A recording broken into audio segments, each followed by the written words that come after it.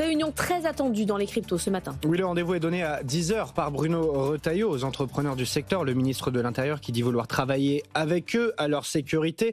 3 jours après la tentative d'enlèvement en plein Paris et face à la multiplication de ces actes criminels, certains investisseurs demandent justement au pouvoir public d'agir plus. D'autres se tournent vers des solutions privées, Eline Lefaou.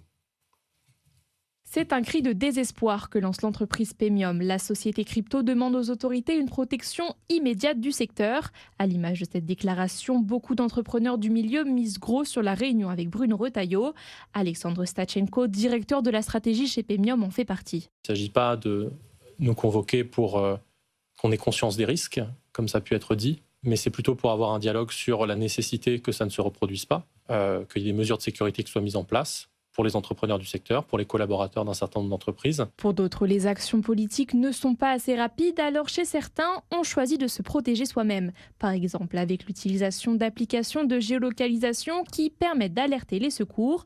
David Abselem, fondateur de Helpus, constate un changement dans les profils de ses utilisateurs. On constate, alors évidemment avec les problématiques liées à la crypto, mais pas que, depuis à peu près 2 mois et demi, on constate une augmentation des téléchargements de plus de 50% par rapport à avant cette période-là. On a eu quelques messages des gens de cette profession-là et d'autres qui étaient en recherche justement de solutions efficaces, rapides, à avoir dans la poche tout le temps, de façon à être rassuré et avoir une solution vraiment opérationnelle. D'autres solutions émergent, changer chaque jour son itinéraire ou assurer une hygiène numérique en ne laissant aucune trace sur Internet. Des fortunés de la crypto se tournent même vers leurs banquiers ou gestionnaires de patrimoine, nous dit-on, pour savoir comment gérer une demande de rançon.